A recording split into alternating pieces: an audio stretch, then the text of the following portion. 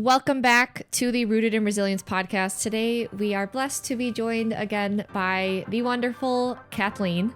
So we are again going to be talking about the Minnesota starvation experiment and the health implications of undereating. And many of you guys may just be like, why are they still talking about it? But I want to bring up something that is like, why this is relevant. So I have this weird habit of looking for people's full day of eatings on Instagram and then plugging them into Chronometer and just like assessing, right? Like, what are you promoting as what's healthy? So yesterday I just went on to a few like quote animal-based influencers pages, looked at their full days of eatings, and one woman was promoting like 1,250 calories as like normal, 2 meals a day, 1,250 calories total. And then I found another one and her total calories were 1,074. Wow.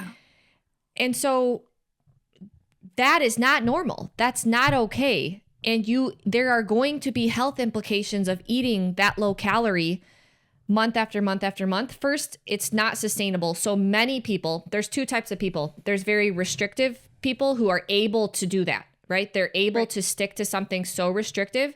And then there's another group of people, and you shouldn't feel bad about this. You're going to binge. You're going to restrict, binge, restrict, binge. And that's going to lead to fat loss, fat gain, fat loss, fat gain. And in that cycle, progressively lose muscle mass, progressively lose function in the body. So why this is relevant, because there's so many people promoting a pseudo starvation calorie diet, and that's not okay. It's not okay. So yeah, and this isn't to only bash on the like animal-based people. You see the vegans do this. You see even people in the standard American diet that are doing like if it fits your macros and stuff do this as well. So I think this is all across the board. And you know what you were talking about the kind of undereat and then binge cycle. So you can see this across a week, but you can also see this across a day where people will undereat all day long. They're like having signs and symptoms of low energy availability all day long, and then at nighttime it's not so much that they overeat, they just like eat all their calories for the day. And so they finally like feel good. They finally have some energy. And then a lot of people are like, why can't I go to sleep? And it's like, well, you finally have some energy because you just ate. And then, but you swing back and forth like day to day between this low energy availability state and then like kind of pseudo coming out of it and then going right back into it again. And so this is relevant because I would say a lot of people are not underweight, right? There are a lot of people who do have excess body fat, who are overweight.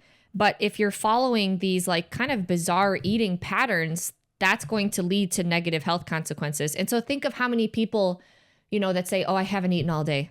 Right. Oh my gosh, there are consequences to that. And I'm not saying that the reasons you aren't able to eat during the day aren't justified. Right. But if we have these like restrict, binge cycles, like you said, in a 24-hour period or a month-to-month period, like that is a form of low energy availability, LEA. Right.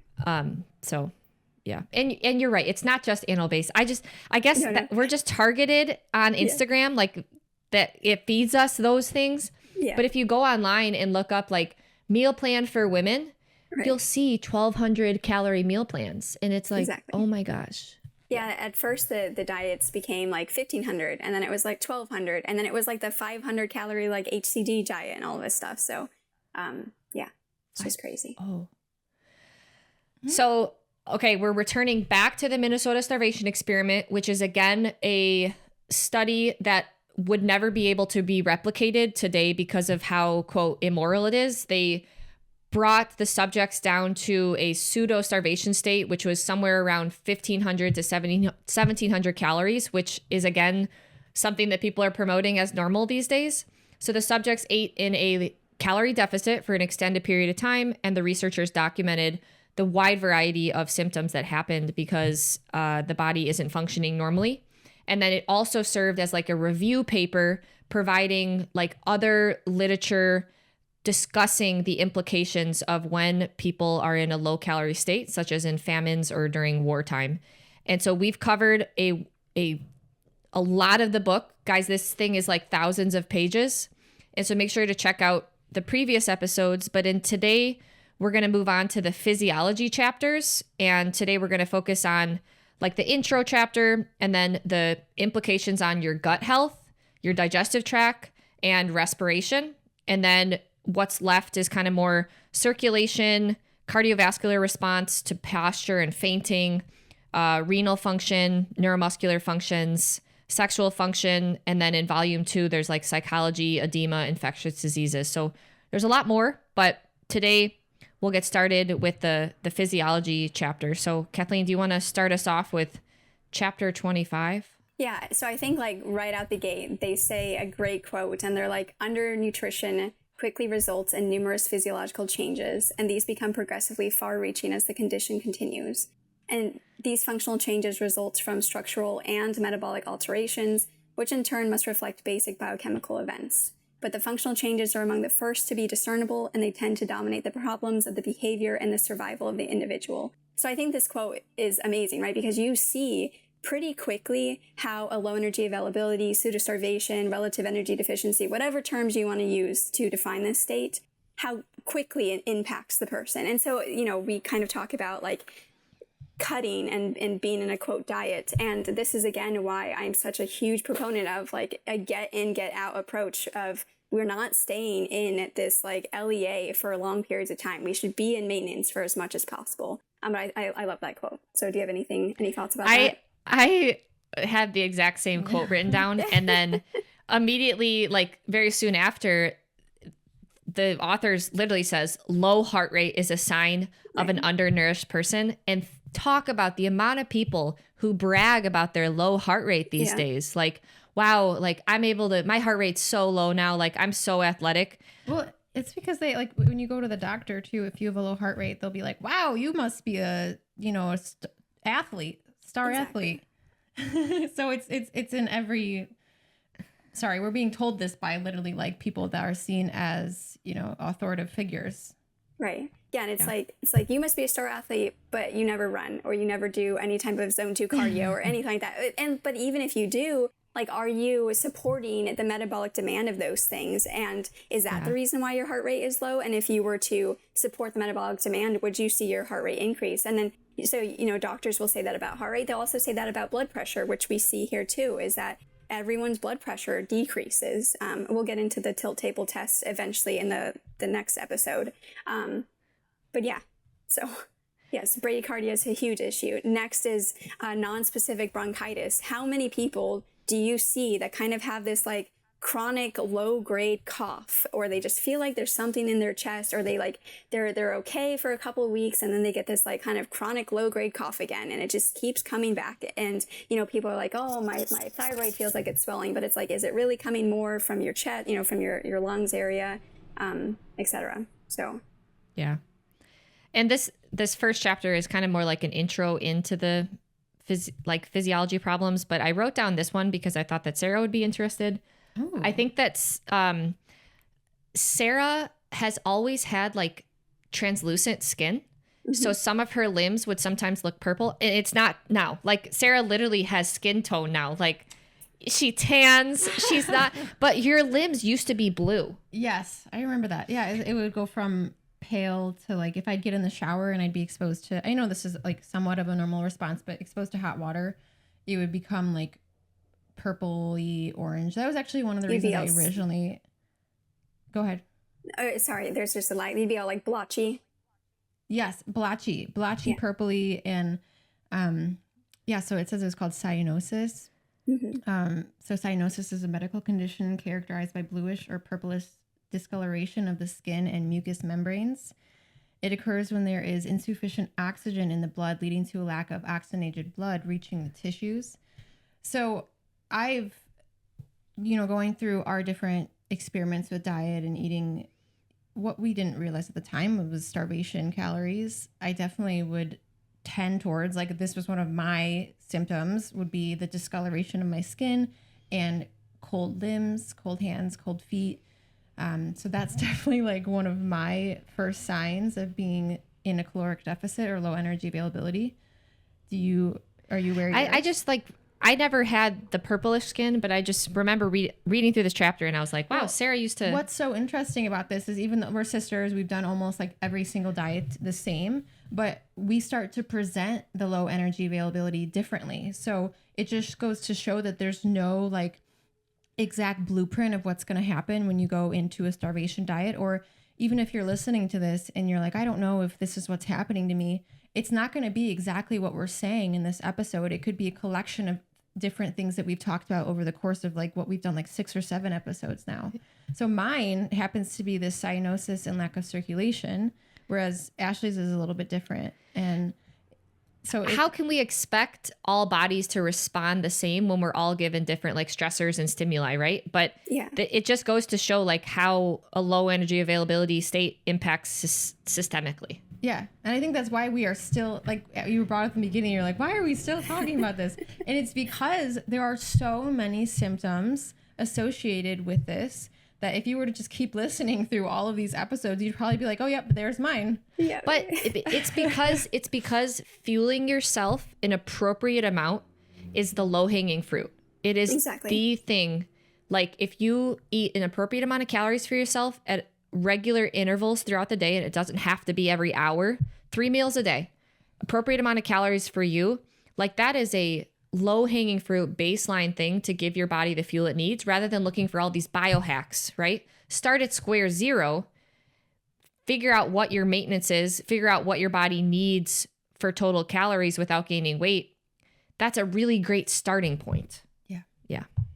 Yeah, and slowly increasing those maintenance calories over time, because a lot of people will say, well, my maintenance is 1,200. And it's like, I would argue that's not sufficient. Again, kind of back to that 43 to 48, per kilogram body weight or lean body mass, depending upon the person. But yeah, and so a lot of people nowadays get diagnosed with livedo reticularis. So this is like a lacy, blotchy, mottling type skin. So like babies, for example, you see mottling when a baby is first born because their nervous systems are still so underdeveloped that they express this because they don't do a great job of like responding to temperature changes and stress changes and stuff like that. So you see this where you shouldn't see it. Like you should see that become integrated basically as the nervous systems, the primitive reflexes, all of those things are becoming integrated. But when that doesn't happen, or say it does happen and then you enter this low energy availability state, and in a way you're kind of almost regressing to be more like a baby-like state. We talked about this with like the fat around the torso, etc., like around the internal organs. So you see a lot of these things that you characteristically apply or say, yeah, a baby experiences them, you see them in an adult, even things like the primitive reflexes, etc. So yeah, a lot of people have this kind of like low grade cyanosis, like kind of white blue look to them, or like a kind of, like you said, translucent skin. Like you can see, you see this a lot in like the HEDS population. Like you see the vasculature and you're like, wow, I can like literally follow your vasculature. Like I shouldn't be able to do that. I mean, I've dealt with this, so it's not like, a hit on anyone, but you're like, oh my goodness, what's going on, Yeah. Do you want to keep covering some of the points in the intro chapter? I wrote down some things that I think are just like fascinating because I've dealt with some of these things. So starved individuals, they don't necessarily report a lot of thirst, but they drink a lot of water. And that could be some sort of like internal mechanism just trying to fill up their stomach due to the low volume of food coming in. And then they also experience like a huge salt hunger. And will consume several times the normal amount of salt. And I'm guessing that that's potentially due to like water imbalances, like the edema problem, and potentially, I mean, salt obviously plays a role in that. And maybe their body is just out of mineral balance due to the low energy availability state. So I have personally dealt with high salt hunger in my past. That's something that I have dealt with. And when I raised my calories sufficiently, that went away. Yeah. Yeah, I think I've said this before, or maybe I said it on Tyler's podcast. One of the first signs that I look for when people are entering a LEA is, are you craving more salt? That's a big sign I notice in myself too. Like if I'm starting to crave more salt, I know that I need to start taking steps to address things, whatever kind of has slipped through the cracks, because they always do, right? We're human. We have a lot of things going on. But salt is like one of those big first things of, okay, we need to address this. It's interesting too, because they also see increased urine output, especially at nighttime, like almost like a diabetes insipidus type issue, where they are going to the bathroom frequently at night. And so a lot of people will say, and they get into like the structure issues more so about the stomach, but like a lot of people will say, oh, that's pelvic floor issues. And yes, it could be pelvic floor issues, but like we're going to talk about with the stomach, they see positional changes of the organs happen. And so again, like how much of it is a musculoskeletal pelvic floor issue because of, training, like even post pregnancy and stuff like that, and how much of it is more due to the LEA. And it can definitely be both and. It can be both and, right? But until we get this, like, this as the underlying low fruits, like, covered, it's kind of hard to then, discuss some of these other things. And are these other things actually at the heart of the problem, Yeah. So I think, so the voluntary increased fluid intake, increased salt intake, they talk about how, maybe there's an effect on the kidneys, which they're going to discuss more in the renal chapter. So we'll talk about that in the renal chapter. But yeah, for sure, the increased urine output, especially at nighttime. They talk about gynecomastia, so development of basically breast tissue in men. You definitely see that. I mean, you see this for sure, like in the aging population too. So many men get gynecomastia as they get older, and a lot of people say, oh, it's because of their hormones and they're becoming more estrogen-like and stuff like that. And it's like, is it really that? Or is that just a representation of the state that they're in because they're in a lower energy availability state? Because, I mean, a lot of older people, they stop eating as much. They stop sleeping as much. They start to show a lot of these similar signs. So, again, I always wonder about that, like, could we help the aging population by making sure they're continuing to eat enough? And then they also see the hair, like especially facial hair on women. This is something that I have dealt with. Hirsutism, something like that. Yeah. What's the right way to say? Is it hirsutism or hirsutism? I think it's spelled like it's spelled hirsutism, but then again, I say methionine and instead of methionine. So who knows? We'll just go off of whatever. I like another reason why I think that I love these conversations is because like I did this to myself, right? Like I went through so many years of being in a low energy availability state, and my health suffered as a consequence. And it like, I wish I could go hug my younger self. Like I put myself through so much. And if I would have just ate enough and not tried to be so thin, I would have avoided a lot of things. But I definitely dealt with hirsutism and still have some signs of it today. But they say hirsutism among starving women is fairly common, and it's directly related to their inadequate intake of calories. Right. Like they just say that as a matter of fact, and they see it increase in famine areas and then decrease when the calories go back up. So I thought that was So this relates to that, but I do wonder, so you were talking about the elder population and the men developing the quote man boobs. Could it also be that they stop eating sufficiently, so they're losing muscle mass, so their entire like structure is just kind of changing, and maybe what was holding up something before is no longer there? And related to the facial hair for females, I mean, possibly it's like low caloric intake and then corresponding hormonal issues. Yeah. So like in the biochem chapter, we definitely see changes to the hormones. And I do agree that I think a lot of it, so about like the gynecomastia, is structure related, but you also do see like localized like breast tissue more develop. I don't know though. I don't believe that they develop like breast buds or anything like that, because that's done during puberty. I don't know though. I need to look. I haven't actually looked that up. Possibly maybe. Yeah. But if you were to like ultrasound the tissue, it definitely looks more like breast tissue. Oh, interesting. Okay. Because you start to see sometimes people who are losing muscle mass are sometimes like sagging in places, and it's not even fat. It's like almost just sagging skin, structure. Like it lost what was underneath. Yes. And so, okay, it's interesting that it's actually different tissue in the breast at that point. So it's not just sagging. Yeah. Yeah, you actually see it just looks more like breast tissue. Well, I mean, so that makes sense. Like, all right, there's a lot of hate on cortisol, right? Like, oh my gosh, you have to avoid cortisol. Like, you can't exercise because cortisol. I think there's a huge problem between Can you confirm you were sarcastic there? Yeah. Very sarcastic. Somebody will take that as a fact. I know.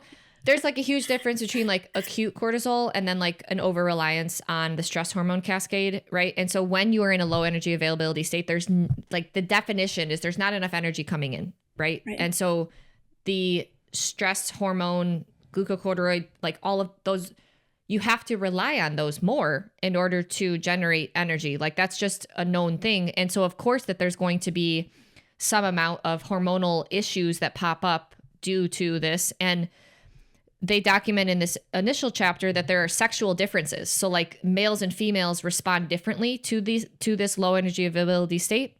And they see a higher decline in metabolic rate in women. So the quote was, only small losses in body weight suffice to produce large decline in metabolism among these women. And like none of us are saying you shouldn't exercise, you shouldn't be in a calorie deficit for a short period of time, but doing these, whether that's these really low calorie diets or these not eat all day, binge at night, restrict, binge, these cycles are going to lead to your body being in a low energy availability state in some amount of time, right? And that is going to have more impact on women. Right. Yeah. And so again, I think, you said that you wanted to hug your younger self. And I think in many ways, like a lot of people are doing what they think is right because they were told. Like they were told from some perceived external, guru or source or whoever that this is what you need to do to get healthy. And so like in many ways, I think we need to like grieve that and move past that and recognize that they were probably just doing what they were told and what they were thought was right. And then, but you need to always take it into context of your N=1 and like, how are you actually responding to this? Like if you're trying this and you're getting worse, it's probably not for you, And so we start these things because of body image. But another great quote that they have is, well known that starved people look much older than their years and that their behavior is generally in conformity with their appearance. Ray would talk about this all the time, right? You increase your energetic state. Sorry, Dr. P. You increase your energetic state and you become more childlike in many ways, right? You want to go do things. When you're not starved. Right, exactly. Right, okay. Yeah. So it says, moreover, the starving man often volunteers the fact that he feels old, but there are no indications that undernutrition actually accelerates the aging process if the latter may be identified with such changes as calcification and sclerosis of the tissues. So I found that interesting. So we feel old, we look old, we act old, but yet we don't see the same like physiologic changes that we usually identify with the aging process, like calcification, sclerosis, etc. Yeah. Can I just relate this back to? Oh yeah. So some people like it's like a kind of a joke, sort of, not really, but like people are like, yeah, my boyfriend, like I can look at a bag of chips and gain weight, and my boyfriend can eat the whole thing and maintain. So like, it just is fact. It seems like from this paper that wasn't an example for me. I'm just saying like I've heard people say that before, but it seems factual from this paper that women do respond more severely to caloric deficits, and perhaps it's more of like a protective mechanism because we can bear children, and in a state of famine that would be not an advantage to be having a child. So maybe we do respond more severely as opposed to men who maybe do have a higher tolerance for the state, maybe for a little bit longer. And that goes back to Kathleen, you were just saying about how some people are spreading information about health. Experts are spreading information about health, and that's just because, that's what they've been taught, or that's what they've done that worked for them. But so many times women are listening to men when maybe that approach for that man is definitely not going to work for you just because you're a different sex at a certain point. Like, I would say this relates back to Ashley and my experience with fasting. There's so many studies on fasting, but how many of them were done on women too? Not very many to my knowledge. And nowadays, even if they are done on women, it's usually the menopausal woman, because still researchers will say the woman's cycle creates too many confounding variables that we, and the study's not long enough and all of that stuff to like kind of wash out that error. And so it's usually done on older women, which is great, right? Like we need that information 100%. And that's a huge step forward. But we also still need the information on the younger population of women, especially leading into that state. And it's just not there. So it's really, really hard to say. That's why, again, I think, yes, people rail against anecdote, but like your personal anecdote should matter the most to you, right? Like, because it's you. So yeah, it should always be under your lens. So, okay. I think a lot of what people do, like you said, is because some sort of external influence told them to do that. But a lot of people do things in a desire to look a certain way, right? Right. So if someone looks a certain way, they're going to listen to them because they want to look that way too. Right. Something that I wish the Olympics would have done is shown like full days of eating. Here I am talking about full days of eating. But how cool would that have been to see, wow, Olympic athletes are doing amazing things, accomplishing incredible feats of athleticism. They're all not in a low energy availability state. It is like the sports nutrition literature is amazing, and it's very well documented that how many calories and carbohydrates these athletes need, right? They have amazing physiques. And I think that if young women and even young men saw how much food and how regularly they ate, rather than doing these like random extreme things, it would be a lot easier to see like, oh, to achieve a certain look, like you do have to regularly fuel yourself. Like they're very cognizant of how much food that they're intaking at a regular basis. And so seeing kind of more information about what athletes are doing, I think can be somewhat helpful, because it's very well documented that if they want to perform, they've got to fuel themselves. And none of us are Olympic athletes, but I think it's helpful to see that when we are trying to achieve certain tasks in life, that does require regular fuel. Well, I wasn't following the Olympics closely, but I did see some people's recaps that there were a lot of positives that came from this year, where a lot of the athletes, they weren't rail thin. They're showing normal bodies with muscle mass that aren't, the amount of muscle they have might be a little bit of a reach, but they're not unrealistic body compositions. And if you were to go, like, I clicked a few different athletes' pages on Instagram, and they were showing, like some of their food that they're eating, because it's interesting for people to see what's offered at the Olympics. Yeah. And it was just notoriously always like a ton of rice, a ton of carbohydrate. But it was also very varied. Like some of the dishes were more plant-based. They had their protein, they had their vegetables. But they're not fasting. No, sorry. They're definitely not fasting. But I do think that there were a lot of like recap posts on the Olympics this year. And apparently they did a really good job of showing balanced nutrition, also realistic body standards, especially for females. I really didn't watch that much. I'm not going to lie. Well, we watched the gymnast, and they're like so built and stacked, but they're also not like 5% body fat. They were like a normal, healthy % body fat. So it was really interesting to see, because I guess we do hold these people to different standards and say like, oh, look at them, like so ridiculously lean and fit. But I don't know, they're just kind of eating to perform, which doesn't always equate to being ridiculously lean and fit. Yeah. Yeah. I just want to say something really fast about how you're talking about the people that you follow, who you're like favorites, or your like hashtag goals or whatever. And you think that, okay, if I eat exactly like them, if I train exactly like them, I'm going to look like them. And that is fundamentally incorrect. Like, it's good to have goals, but it needs to reflect someone that is closer to your exact body type. For example, I say this all the time. I'm 5 feet tall. I'm never going to look like someone that's 5'10", right? It's just never going to happen.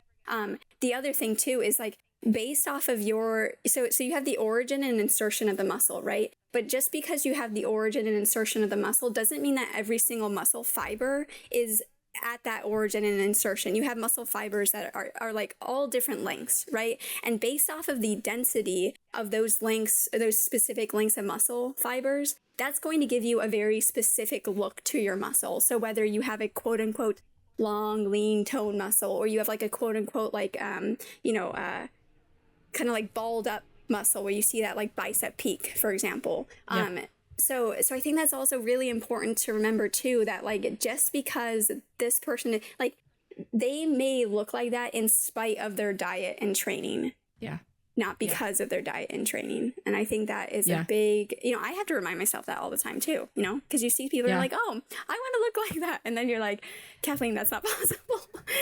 Well, and your limb length. So like I've got some lanky limbs, right? Long arms, long legs. And so that means that literally even if the muscles were at the starting bone and ending bone, right? My muscles have to traverse a long distance. Whereas if your bones were a little bit shorter, they would poof up a little bit more and show a little bit more. I'm not giving that an excuse. I'm going to build more muscle. Like, just you guys wait. But your limb lengths impact that too. And one more thing on top of that is just because someone looks a certain way now and follows a certain diet, that doesn't show the 10 years prior of what it took to actually build that physique. And maybe someone built their physique doing something completely different and is now just like maintaining or slowly diminishing it, doing a different way. And so, it's just important to remember these things. There's, I think a lot of people have talked about this, like Alex Leonidas, for example. Like they talk about how social media has almost been like a big detriment to people that are wanting to get strong and build muscle, because people think that they need to stay small the entire time, like low body fat the entire time, versus like allowing themselves to eat in a slight surplus, put on a little bit of body fat, but in order to put on, a fair amount of muscle mass, etc. And so, we're kind of like limiting each other's gains because of this. So to go back to the chapter, another quote that I found great is, "The starving man is weak and cold, both physiologically and subjectively, and his behavior bears this out. On the other hand, his behavior is often misleading. He acts dull and insensitive. He looks and behaves as though he were unaware of or incapable of feeling many of the ordinary stimuli of sound, sight, or touch. They experience neuropathy. They experience diminished reactivity to a variety of stimuli, or an over-reactivity to stimuli, especially depending upon how far into the LEA you are. Drugs and hormones." Oh, this was great. "Drugs and hormones, which ordinarily provoke prompt and striking effects, behave as though their potency was impaired." I will say that again. "Drugs and hormones, which ordinarily provoke prompt and striking effects, behave as though their potency were impaired. This is seen notably with adrenaline, pilocarpine, atropine, and insulin. The vasomotor effects, as well as those on the glucose-glycogen system, are greatly delayed and limited in magnitude. These are suggestions also that allergic and anaphylactic phenomena are repressed, or they can be experienced. In some cases, eczema and asthma become less troublesome or even disappear." So, but that doesn't mean that you... Go ahead. No, I had that. I had the same part highlighted, and I liked the part where they said pharmacology for the undernourished should be quite different from that designed for the well-fed man. Yeah. And honestly, Kathleen, you see this so much. Symptom suppression happens hardcore in an LEA state. Right. So you hear people say, oh, doing this diet got rid of my eczema or got rid of this. And like maybe you are removing triggers, but something's happening in an LEA state where you aren't showing symptoms as much. Right. And I think that happens in a lot of diet camps. Yeah, it's weird. You like show symptoms in other ways, but then you show less symptoms in this way. I mean, that's again why the LEA state covers so many things, right? Because some of it is symptom suppression, some of it is increased symptoms. But the reason why I love this quote is because everyone nowadays is jumping on TRT, thyroid medication, even progesterone and all this stuff without getting these quote unquote fundamentals down first. And a lot of people are having no response to these things. Like they get their testosterone, way into the physiologic, sometimes 2 times, etc. And they get no response to it. Or, they try thyroid and they either have a really bad response to it or they have no response to it. And we're not talking about just T4, we're talking about T3, NET, like, so, because Dr. P would talk about that.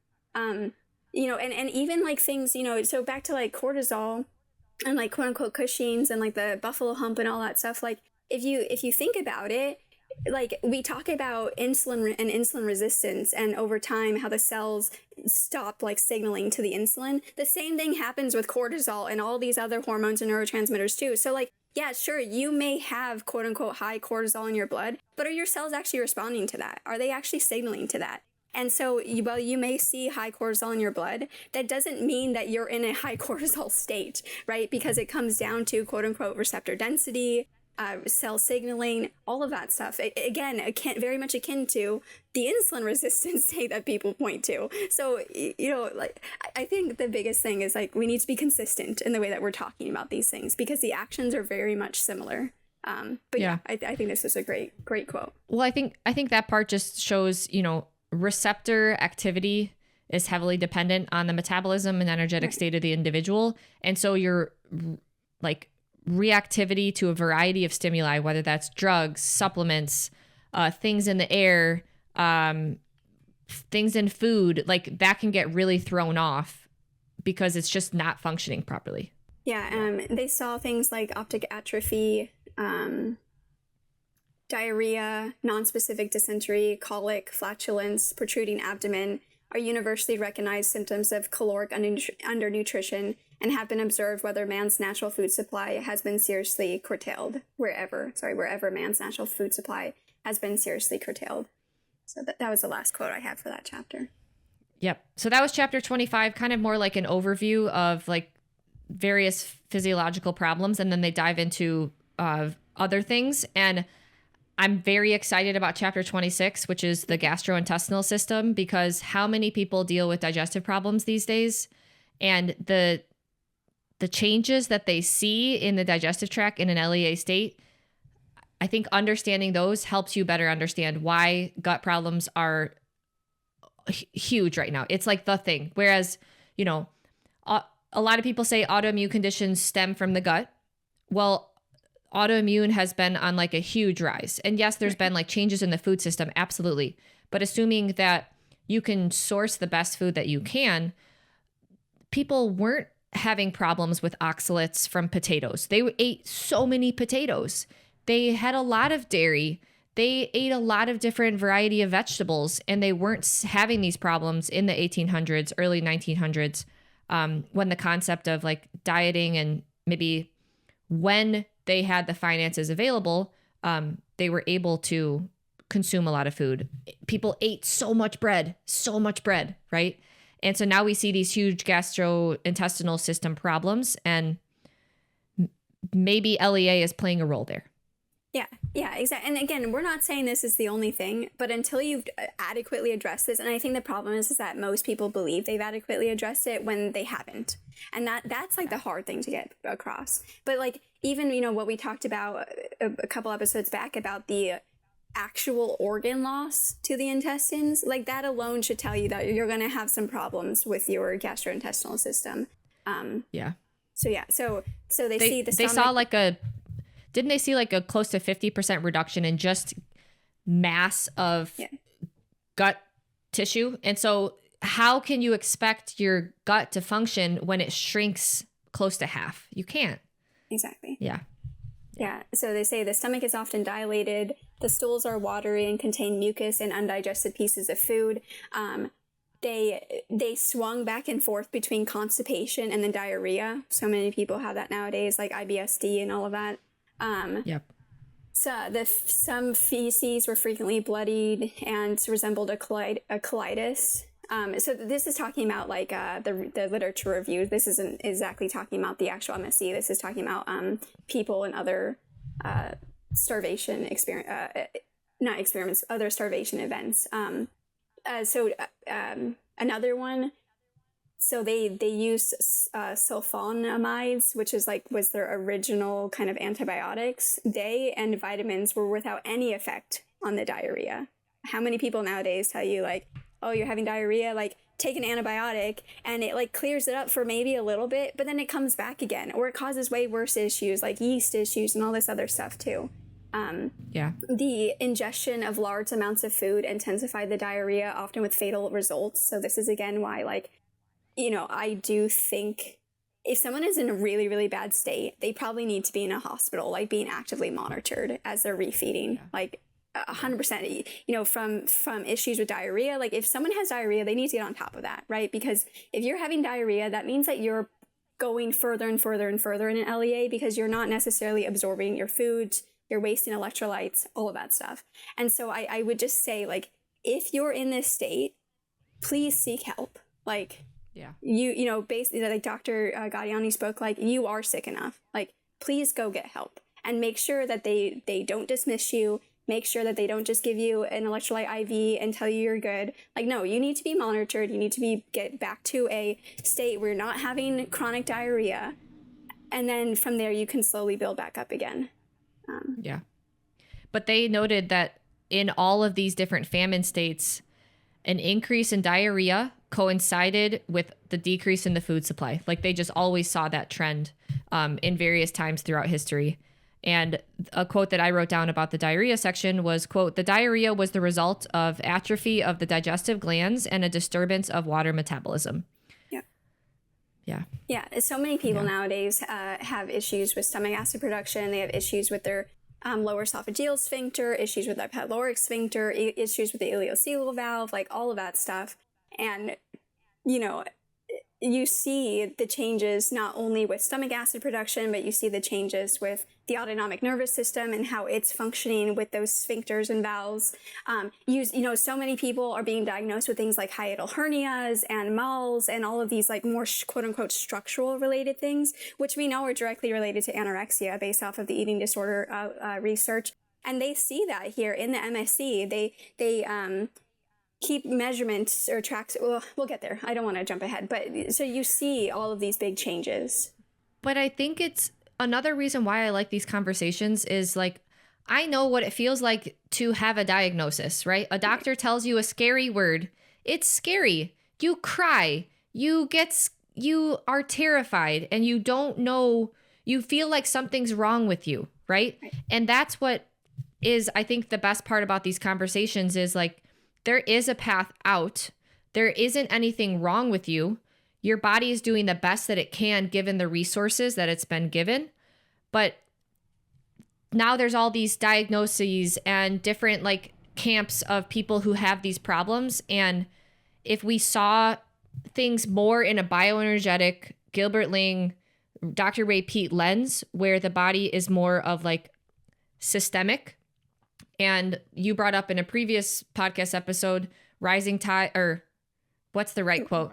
The rising tide. Rising tide lifts all boats. And so rather than like feeling like, oh, I'm doomed for life, I've got this diagnosis, I'm never going to be able to fix this. Like instead focusing on those foundations and getting out of a low energy availability state. Like the body is amazing. The body can heal. Yeah, I think I said this like early on to Sarah back when we were talking like over a year ago now about how when I first read Dr. Ling's book, In Search of the Physical Basis of Life, that took like the collective weight of the like what I was experiencing, all my diagnoses, everything people, you know, what everyone was telling me I needed to do. It just took it off my shoulders because I was like, okay, I need to get my cellular functioning or cells functioning again. So I focus on the citric acid cycle and the electron transport chain. What goes into that? Everything we're talking about, right? Enough food. That's what goes into that. So, because it is hard. It's like, oh my goodness, I have like a list of like 20, 15, whatever diagnoses, and which one do I have to do first? And like, I don't know. And so I think this is very like positive and reassuring. And again, this doesn't mean this is the only thing, but it's like, until you get this, how do you know what else is left? You know? And especially, you know, so another one, they recognize that changes in gastric functioning during starvation may render the gastrointestinal tract susceptible to organisms which under normal conditions would be non-pathogenic. So again, H. pylori, SIBO, issues with the, you know, in the large intestine. It's, you know, obviously you see issues with stomach acid production where like maybe the first meal of the day, your stomach is able to produce sufficient stomach acid, but then from there, it's the refill and the ability to release more again. That's the issue. Again, back to, you know, the sphincter issues and the valve issues and stuff. So, you know, let's take a step back instead of like pounding the probiotics and the prebiotics and all these other things. Like maybe let's address the more fundamental issue of, you know, why is our GI system not working? Because it doesn't have enough energy. Like The GI is literally like the skin kind of folded into you, right? Because it's like literally not internal to you. I mean, it's like in your torso, but it's not internal to you. And so that takes a lot of energy to keep things out and to like maintain its integrity and job, just like the skin requires a lot of energy too. So these things is kind of like, of course it's going to have a problem, you know? Yeah. Like the whole point, I think it's helpful to always reflect back. The whole point of metabolism is to take the food that we eat and then convert it into energy, right? And if there are long periods of time where maybe you fast all day and then you don't eat till night, there's not much coming in, right? So the body has to make tweaks. And of course, energy production is going to be hindered or downregulated during that time. And so I like Kathleen, like, guys, listen to her first original podcast sharing her story. You were diagnosed with rhabdo. I don't even, the long list of diagnoses that you received, and instead taking a step back and being like, wow, that's very overwhelming and scary. Right. I'm going to focus on how my body is producing energy first. And you like slowly dug yourself out of that hole. Exactly. Yeah. And it was a slow process. And I think that's another thing, like a lot of people have to go pedantically slow, like incredibly slow, especially the further you are into the, like, I find metabolic syndrome type states, they can go a little bit faster. But if you're more on this kind of like CFSME, like highly catabolic state, like you need to go even slower. And that's frustrating. And I understand that's frustrating, especially when a doctor, alternative medicine practitioner, et cetera, is like promising you, oh, we're going to get you out of this immediately. Yeah. So I understand. The only thing is that like I've worked with so many people that they go that route, they try the immediate route, and then they end up worse, right? At first it might help for a little bit, and then they end up worse. And then you're digging yourself in an even greater hole. So I very much understand how much psycho-emotional things are wrapped up in this too. Yeah. So they saw peptic and intestinal ulcers, ulcerative colitis. They saw. I have a quote written down that they did autopsies during periods of semi-starvation, and it showed the presence of ulcerations with thinning of the intestinal wall, hemorrhages, and then atrophy. So like when you think of like your muscles shrinking, like you can see like your bicep shrinking, right? If you lose muscle in your bicep, it shrinks. They saw atrophy of the muscles in the walls of the gastrointestinal tract. And those muscles are literally responsible for helping you break down your food and move food through you. So if that atrophies, food isn't going to move quickly through you. Higher chances of SIBO developing or, thinning of the intestinal wall. Exactly. So and then I really like to hear about the autopsies. There was just a lag. Go ahead. No, it's okay. I just like when they talked about the autopsies, literally showing that for those that were in a low energy availability state, like these things were literally changed. Yeah, and everyone's talking about like serotonin and stuff in the GI, and it's like, well, serotonin wouldn't need to be called into the GI if your peristalsis, et cetera, is working appropriately, right? Like, yes, some amount of serotonin is there needed for peristalsis, but, even things like histamine issues, like histamine is fundamentally needed for gastric acid secretion. And so like, why are people having such issues with histamine nowadays? Especially because, so they talk about most of the available reports indicate a gastric hypoacidity and hyposecretion in starvation. The total acidity values were exceptionally low in the cases with edema. And so again, like why are we having all these issues with histamine containing foods and stuff? Everyone's having to take DAO, or we're having to take like PPIs and all this stuff, when histamine is part of the signal to release stomach acid, which is needed to break down our food to get to the constituents, the micros, etc. Yeah. Sorry, I know I'm like so passionate about this, but it's I know. Like, can you explain this? What you just said about serotonin is very interesting. So you're saying that because gastric motility is slow, more serotonin is recruited? Yeah, to come into. Yeah, because serotonin helps to allow for more peristalsis. And so if you're not adequately peristalsing because of, for example, a lack of muscle mass there to do that, well, then you're going to have other things come in to help that, right? And then so that's why you can see things like swinging to diarrhea, because you have to call in so much serotonin that, okay, it just becomes liquid at this point, because usually when serotonin comes in, you have fluid, you have water come in, and that's what creates the diarrhea. I see. Okay, that's cool. So they then talked about like a few things that they saw in the Minnesota starvation experiment with like delayed gastric motility. The position of the stomach. And I thought the coolest thing was they saw a change in where the stomach was in the body. So in general, during semi-starvation, they saw the stomach drop. So Kathleen, do you think that is, all right, cells don't have enough energy, so then they can't maintain the proper structure. And so the stomach, like the muscles supporting stomach position, were atrophied? Yeah, I think a lot of it has to do with just pressure management in the torso. Because people will say, oh, it's because of the lack of body mass there. But I also think it has to do with the energy, the energetic like demand from the nervous system, maintaining the muscular, et cetera, support to hold those organs. And they only measured the stomach. But if the stomach is dropping, you can guarantee every other organ is dropping. So, What implications do you think that has on, like, for example, stomach acid production? If your stomach drops and is at an angle, is that going to disrupt? Yeah, I don't know. I don't know. I mean, we don't have the research about that, obviously, but I would posit yes. I mean, how is that changing things like the gallbladder and people having issues with their gallbladder or their pancreas or like literally any organ, the liver. So. Yeah, and again, like people nowadays are being diagnosed with hiatal hernias and, malls and, all these other like quote unquote structural things. But again, we know that these things are related to anorexia, and anorexia is like an extreme low energy availability state, right? And so it's not, it's not surprising to me that people are seeing these things seem to be rising nowadays.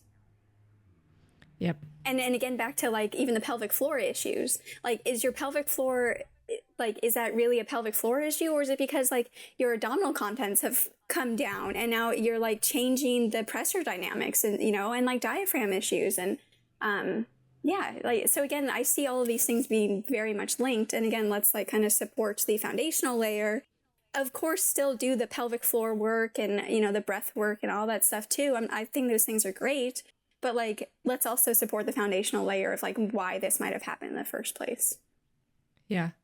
Yeah. Because again, the Minnesota starvation subjects, they were eating in a calorie deficit for 24 weeks. Right. And I mean, think of how long some people promote like eating very low calorie or on like a very restrictive diet where their metabolism just downregulates. And so imagine the structural changes in the positioning of organs after a few years. Right. Not just 24 weeks. Yeah.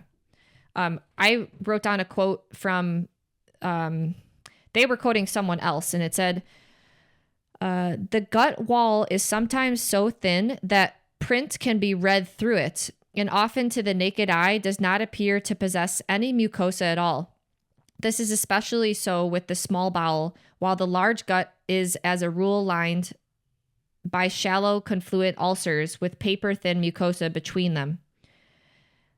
There is a reason to believe that in starvation, the alimentary enzymes may share in the generalized protein depletion and that the power to digest will therefore become affected, end quote. So again, just showing like they've done these autopsies, just like how we were saying earlier, where the skin looked very like clear and didn't have sufficient, enzymes or sufficient nutrient delivery, like the gut lining wall was clear. Yeah, well, it says paper thin. And paper thin. Everybody has leaky gut and all these different things.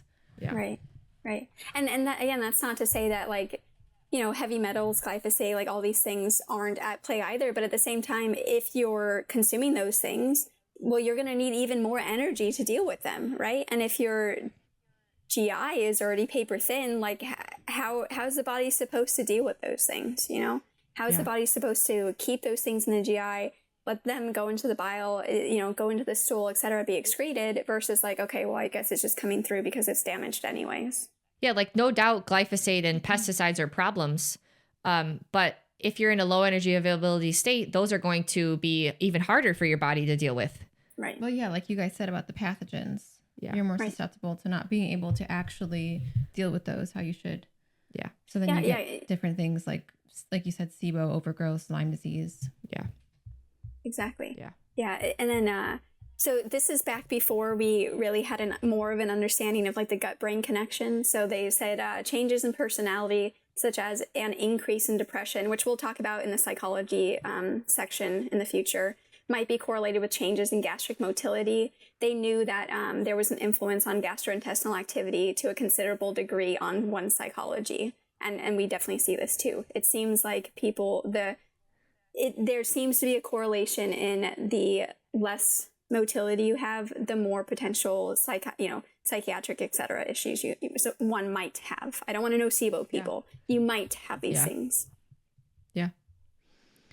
Well, I mean, so imagine having constipation. It's so frustrating. Like I've been there, and a lot of people in our course report just like feeling it becomes their whole focus. Yeah. Their whole life mission is to go to the bathroom every day.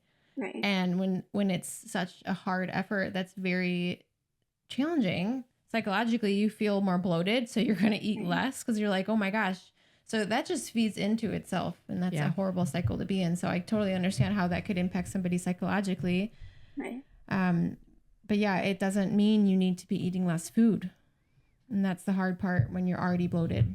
Yeah, if anything, it means that you need to be eating more food. I mean, obviously, in that state, you need to find foods that you easily digest that maybe aren't as voluminous, but are still micronutrient dense, et cetera, and just continually, slowly increase it from there. But yeah, it is hard. And it's like what we saw with like the edema issue too, and we'll talk about that in the future too. But like, people start to eat more and then they put on all this body water. And so they see the scale jump up and then they're like, oh my goodness, I don't want this to happen. Like there's a lot of psycho-emotional stuff wrapped up in there. I completely understand. But then we restrict again, right? And then we put us in the even worse LEA. And then when we try to come out of it again, the scale weight jumps up again because of the edema problem or the bloating problem or, whatever. And so it is very hard, like body image wise, to come out of these things. And I very much respect that. So I think that, people really need to do work on the psycho-emotional side to be okay with this, And again, that doesn't mean we're putting on loads and loads of fat, right? And I just want to say too, like if your weight jumps up like 5 pounds overnight, it's water. It's not fat. Like it will eventually come off.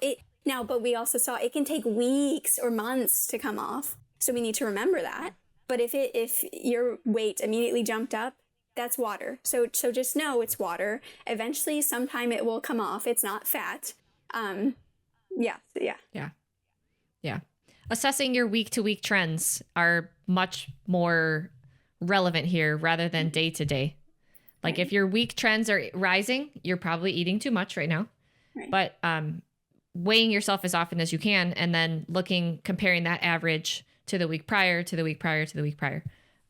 Yeah, and for cycling women, even comparing like luteal to luteal, ovulation, et cetera, because you will see big changes between them. And a lot of women have, whether it's the hormone environment or whatever it is, like the week or 2 weeks before our period, like we get real bad body image issues, or like it could be any time during your cycle. Like you will notice if you like track your emotions, you will notice there is a specific time during your cycle that you get really bad body image issues, or you get and then another time you get really good body image issues. Mm-hmm. It happens, right? And working with people. Yesterday I was like, Sarah, I am so bloated, so nasty, so disgusting today. Just had to go. I was a mess. Kathleen knows every time I'm leading up to ovulation, she's like, she has to check me because I'll send her the same message. I'm like, Kathleen, things are going horribly. And she's like, Sarah, you're ovulating. That's okay. Like, that's okay to have. Give yourself some like grace there. Yeah. I would but also say, have somebody that could check you if it's possible. Have somebody who can remind you it's okay. Like this is it's hard to remember. Exactly. Wait a week. Yeah, that's the biggest thing. Like don't make any just like rash decisions because of one day. like give yourself a week to see how you're feeling, and then make a little bit more of a less of an emotional decision, right? Sometimes we make emotional decisions. That's okay. But give yourself a week. Do you have time to run through respiration really fast, or? Yeah, I didn't have too many notes for respiration. I have to make Brandon's lunch, but if you guys want to wrap it up, that's fine. Okay. All right. That sounds good. Here. That sounds good to me. All right, I'll talk so we just did chapter 26, which is the gut. And then chapter 27 is respiration. I kind of just like basically the ability to like exchange gases. How would you describe to someone like what's the importance of respiration in the body? I mean, in a way, respiration is fundamental, right? Because if we're not getting oxygen to the cell, now, okay, there are people that argue that the oxygen we breathe in isn't necessarily going to the cells, and that the cells are getting oxygen through like splitting water and other things. Possibly. I mean, I am open to different interpretations and what's going on, but we need to get things out of the body. We need to get gases out of the body, and we need to get gases into the body. And that's what respiration is for. So like the big thing with respiration is Bohr-Haldane. And that's basically, you know, hemoglobin goes to the cells, picks up carbon dioxide. When the partial pressure is sufficiently high enough, it picks up the carbon dioxide, releases the oxygen to the cells, goes back through, goes to the lungs, releases the carbon dioxide. Obviously, oxygen pressure, you know, in the external environment is such that it is that then the hemoglobin picks up the oxygen, and then it keeps going. We also breathe out other things too, like we breathe out some serotonin and stuff. We breathe out water. So it's not only about oxygen and carbon dioxide, but those are like the two biggest things I think people would look to. So like, this is important. Gas exchange is very important, and if we reflect back to cellular energy metabolism, and we have our metabolites, which is the food that we're consuming. We want those to go through the electron transport chain. The better we can do that, one of the byproducts of cellular metabolism is CO2. And so the more like intracellular CO2 that we're going to have due to better energy production, the more that oxygen can get to the cells. And this whole respiration and exchange of gases functions as it's supposed to, and it functions better and quickly. So basically, this chapter is demonstrating that when in a low energy availability state, that exchange of gases is disrupted. Exactly. And that has profound impacts. Yeah. Yeah. And so this is where you get into talks about like pseudohypoxia with cancer, for example, where there is sufficient oxygen available, or it seems like there should be sufficient oxygen available. But yet, for whatever reason, we're wasting to lactate, or we're not doing glucose metabolism correctly, or we're not doing amino acid metabolism, like glutamate or fatty acid oxidation correctly. So yeah, I think that this has big implications on things. So they see in starvation areas an increase in tuberculosis, which I always find tuberculosis interesting because there's like a big tie between TB and the adrenal glands, especially like adrenal insufficiency. And then there's a big tie with like EBV and the thyroid. So I don't know, I'm always thinking about those things in the back of my mind. So they say TB, bronchitis, and emphysema. The big thing that they see though is the respiratory rate decreases. And this is something that like kind of bothers me nowadays, to be honest, because a lot of people will say, there's this huge push to lower your respiratory rate, to slow your breathing down. And yes, sometimes this can be really helpful, especially like if you're having a panic attack, like that can be helpful. And it can be helpful if you're not used to, if you don't have a good CO2 tolerance, right? But we shouldn't be lowering our respiratory rate. We should be increasing our CO2 production. And this again goes back to metabolism, right? Because, they see, like, I almost think we should be trying to maintain the respiratory rate of like a teenager or like a early 20-year-old, right? And their respiratory rate is not 4 breaths per minute. It's like, well, I'll have to look it up when you're talking, but it's like 12 or something breaths per minute. Like, it's a lot, where people nowadays are saying, no, you want a lower respiratory rate. And I understand why they're doing it, because again, they're trying to build up CO2 in the body, which is what we want, right? We want to build up the CO2 stay in the body. But again, like, why is the body not naturally doing that?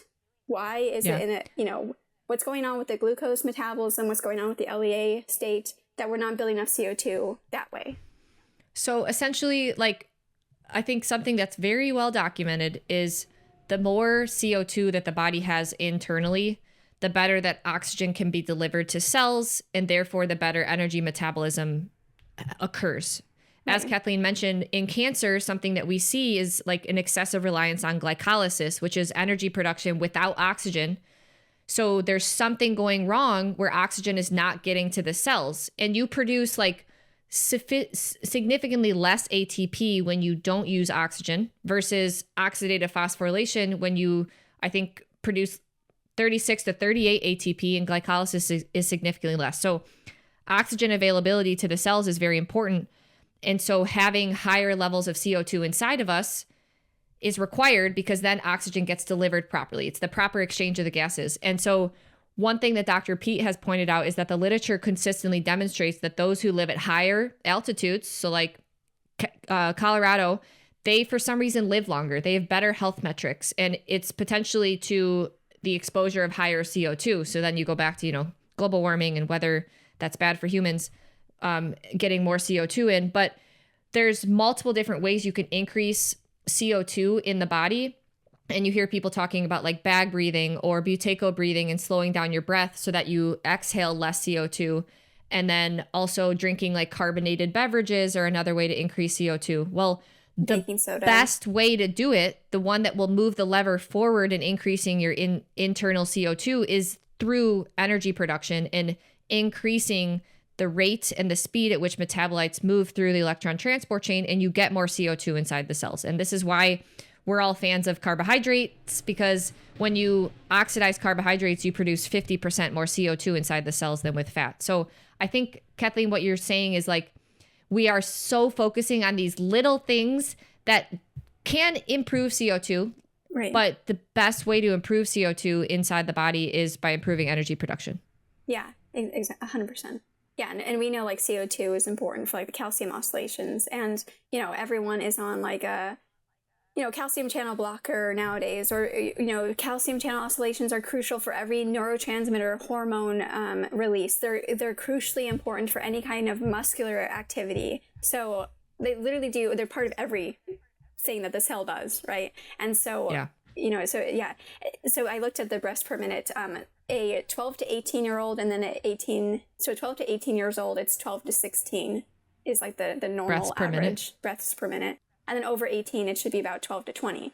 So it's like, and you see this again with the aging population. As they're getting older, especially as they're nearing death, their respiratory rate declines drastically. Yeah. And so I understand, like, yes, we should be building CO2 tension, but we should be doing that with the metabolism, not by taking conscious control of our respiration. And that's another thing too, like respiration is under autonomic control. Like it'd be trying to like take conscious control of my heartbeat, for example. Like, I don't think that's where we should be spending our mental activity, right? Like, yeah, sure. Like if you want to do it throughout the day, if you find it calming, if you enjoy it, like all that stuff, I think that's great. But let's focus on the more fundamental issue of why are we not producing sufficient CO2? The other thing about the altitude is you also have less oxygen pressure up there. So that's another reason why the CO2 is building up in the body, is because, again, the Bohr-Haldane effect of, building up enough oxygen in order to,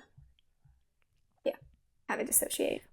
One of my favorite parts of this chapter was like, okay, they showed that semi-starvation reduces respiration, right, and then that impacted their ability to exercise. So think of the amount of people who have exercise intolerance right now. If your respiration is impacted, of course, you're not going to be able to create the energy required during those periods where your body is exerting itself. Exactly. So they measured the respiration during aerobic and anaerobic exercise conditions, and there was differences relative to their control state, right, of it. Like that exchange of gases impacts the work output, and that's a future chapter, but it impacts the work output that your body is able to do. Exactly. Yeah, and again, I just want to highlight how slow the so once you're in this state, how slow it takes to recover. So they said after 12 weeks of rehabilitation, all these changes had been reversed, but the values were by no means back to normal. And so it took them, closer to like 24 plus weeks for many people in order for them to see more normal values based off like tidal volume, respiration rates, all of that stuff. Yeah. then, of course, like it's not, various organs inside the body help with respiration. And so they noted here that starvation resulted in a substantial loss of strength in the respiratory muscles. Yeah. And so again, just showing, you know, we go from liver to the gut to now to like lungs and heart. Like when you see a loss of mass, it's going to impact the function. Yeah, and I will say, you know, from firsthand account, when I would have bad rhabdo, it was very hard for me to breathe. Like everything hurt. All of my intercostals, like everything, trying to breathe, trying to allow my you know, rib cage to expand so my lungs could expand. It was very difficult. And it's not like, you almost feel like you know, people talk about like air hunger and stuff nowadays. Like it is not a fun feeling to feel like you can't breathe. And then especially add on top that it's like physically hurting to breathe. So it's a hard one. The resting, I just have like a percentage here for people to see like how much it was declined. The resting pulmonary ventilation, this was one of the things that they measured. It decreased by 31% at the end of the semi-starvation. So again, just 24 weeks, decreased that by 31%. And like you said, after 12 weeks of rehab, it improved, but it was not back to the levels that it was at control. Exactly. Yeah. And so, you know, I think respiration, talking about like exercise intolerance and stuff, like I think this is the reason why things like zone 2, etc., can be really helpful, because I think people do need to, you know, challenge the respiratory muscles, their ability to rapidly cycle, you know, oxygen and carbon dioxide, etc. However, like if you're in a low energy availability state, it's going to make it that much harder to do that. And so, you know, it's about like slowly building up your zone 2 ability, but then also making sure you're building your overall energetic ability. Yeah. Yep. And that's kind of all I had written. Yeah. That's what I had too.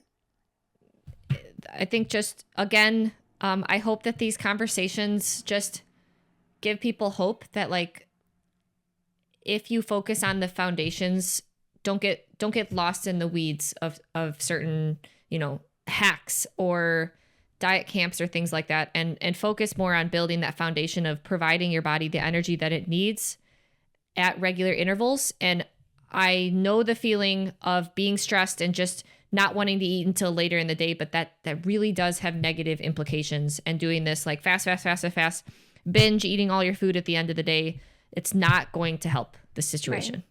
Right. And again, like when we say binge, we're not necessarily saying that you're eating like 5,000 calories or, you know, an excess amount of calories. It's just like you're eating all 1,500 or whatever at one time, or 2,000. Obviously, I don't think people should be eating 1,500 most of the time. But yeah, you're eating it all together versus spread throughout the day. And then we kind of wonder why we have these symptoms throughout the day and then changing symptoms at nighttime and all of that stuff. Yep. So. Yeah, and again, I hope people take this as a very positive thing, right? Like, because it's like, you look at how many systems and how everything is impacted by this. And so, you know, do all the other things in conjunction with it, but like slowly continue to chip away at this and increase your maintenance calories very slowly. So we're not putting on fat mass. Again, you will probably see an edema spike, and that's okay, you know. It will eventually come back down again. We can't say for certain when it will, but it could be months, like it could take a long time. And so you just need to like continue. And you just set yourself up for a way better, you know, state. You're more robust when things happen and stuff. So. Yeah. Regularly feeding yourself is a very underestimated tool for health. 100%. Yeah. All right. Speaking of eating, I need to go make lunch. All right. Thanks, Kathleen. Next time we'll go over more of the physiological problems that we are seeing, that they show in the MSE.